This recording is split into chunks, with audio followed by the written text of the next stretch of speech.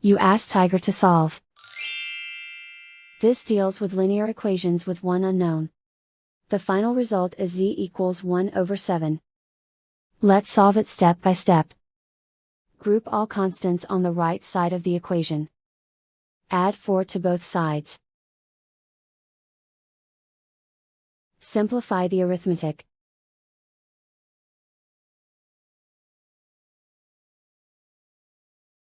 Isolate the z. Divide both sides by 28. Simplify the fraction. Find the greatest common factor of the numerator and denominator. Factor out and cancel the greatest common factor. And so the final result is z equals 1 over 7.